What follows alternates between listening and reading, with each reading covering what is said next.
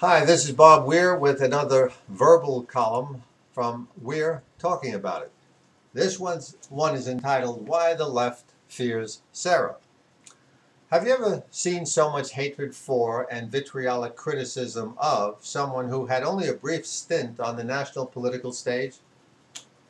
More than a year and a half after the presidential election, in which Sarah Palin, as the GOP nominee for vice president, campaigned for about 3 months, she is still being pilloried by the left-wing loons as though she had been elected and was now actively engaged in dismantling the liberal establishment.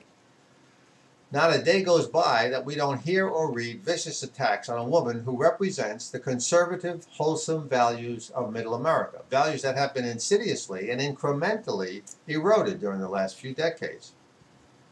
There's an interesting corollary between Palin and Barack Obama. For example, we keep hearing that she's not qualified to be president, but Obama is. Why? Some say it's because she didn't have enough experience in government. Yet, as governor of Alaska, she earned executive experience, while the current Oval Office resident only had a few years of legislative work. Others point to the interviews with Katie Couric and Charles Gibson during the campaign a couple of years ago. Let's understand something.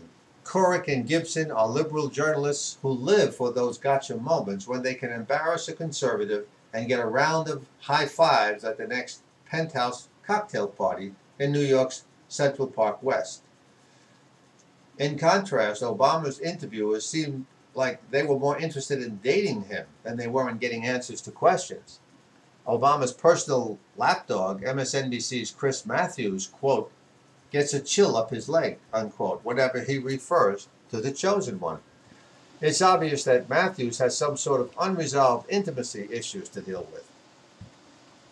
In the liberal mind, Obama can do no wrong, mainly because he's black. If he fouls up with a misstatement or a faux pas, they'll cover up for him as though they were protecting a child with a debilitating disease. It reminds me of what Bush II used to refer to as the soft bigotry of low expectations. Therefore, when one of those sycophants asks him a question, it's not only a softball, it comes with heavy breathing and dangling tongues.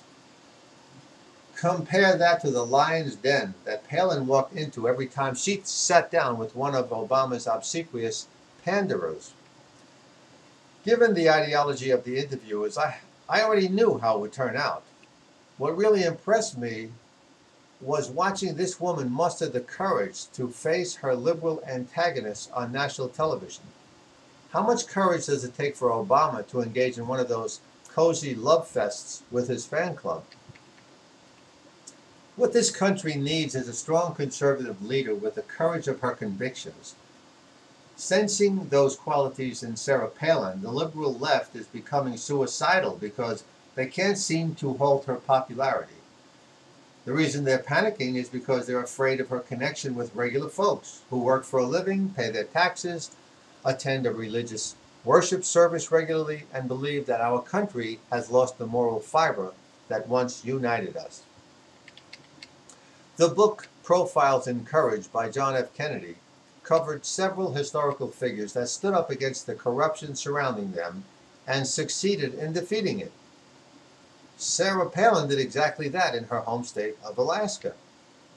In a saner time in our history, she'd be a shoo-in for the White House.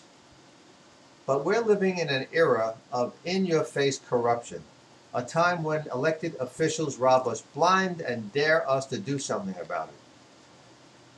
The powerful chairman of the Ways and Means Committee, New York Congressman Charlie Rangel, is facing a trial for refusing to pay his taxes and using his influence to cover it up.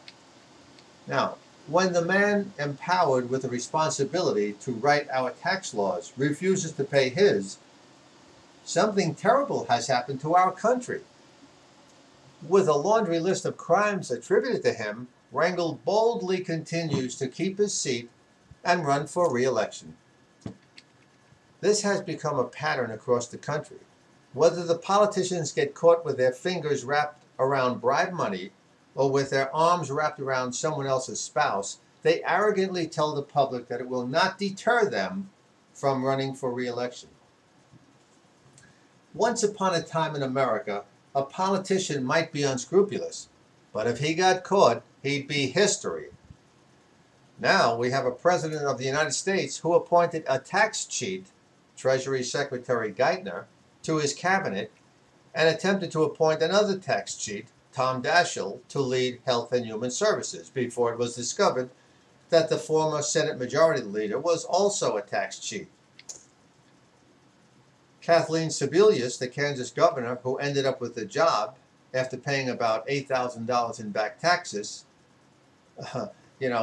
finally was the one who was put in that position. I could illustrate hundreds of other examples of rampant corruption by people in elective office.